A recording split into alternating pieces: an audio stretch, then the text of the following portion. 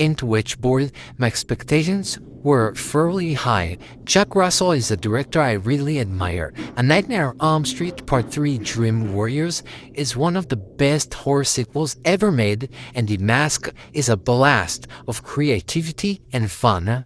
He's proven before that he can take familiar genre setups and elevate them into something memorable. So hearing that it was stepping back into the horror genre got me genuinely excited. At the same time, I couldn't ignore some lingering doubts. The movie had been sitting on a shelf for a couple of years before finally getting released, and when that happens, it usually means the studio didn't have a lot of confidence in the film. That hesitation kept me cautious going in. After seeing it, I'd say I walked away a little disappointed, though not entirely let down. It's not the big return to form I was hoping for from Russell, but it's not a disaster either. The movie had a handful of good ideas and some genuinely effective visuals, even if the overall execution never fully matched the promise of its premise. I enjoyed myself at times, but I couldn't shake the feeling that this could have been something much stronger. The story follows a group of friends who stumble upon a mysterious board that lets them communicate with the dead. What begins as a harmless curiosity quickly spirals out of control when they start experiencing eerie and dangerous supernatural events. Before long, the friends discover that the board isn't just some cheap paranormal trick. It's tied to something far older, darker, and more powerful than they imagined. As the evil grows stronger, they're forced to uncover its true origins before it completely consumes them. One of the highlights here is the cinematography. The film is shot with a great sense of mood, using shadows and atmosphere to build tension even when the script itself isn't pulling its weight. There are a few shots that stuck with me, and overall it looks much more polished than I expected for a movie that was shelved for so long.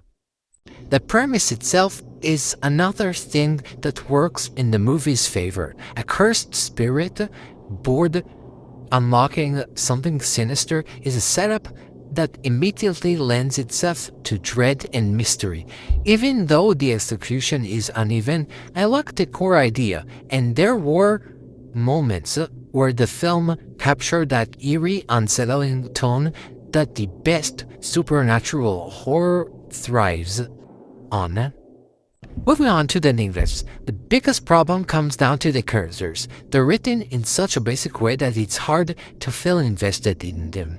When the horror ramps up, you don't really care what happens because they never feel fleshed out or distinctive.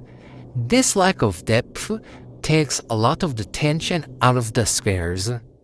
The plot also feels like a wasted opportunity. It sets up some intriguing ideas early on, but doesn't take them anywhere interesting. Instead, it follows a very safe, predictable path.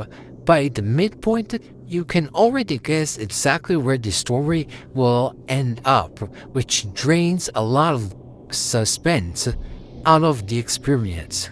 On top of that, the movie just feels extremely generic. It hits all the expected beats of modern supernatural horror, but never takes any risks or injects its own identity. Once it's over, it doesn't leave much of a lasting impression. It's the kind of movie that will likely be forgotten pretty quickly. And then there's the CGI gore, which is just flat out terrible. Every time it shows up, it completely takes you out of the moment. Instead of adding to the horror, it makes the film look cheap and unconvincing, which is especially frustrating because practical effects could have gone a long way toward making those moments land better. In the end, Witchboard isn't a complete failure. It has enough atmosphere to be watchable, but compared to Russell's Blob remake, The Mask, or Dream Warriors, it feels flat and uninspired. Still, I found bits to enjoy, and for me, it's a 6 out of 10. And what about you? Did Witchboard work for you, or did it feel too generic to leave much of an impact? I'd love to hear your thoughts in the comments.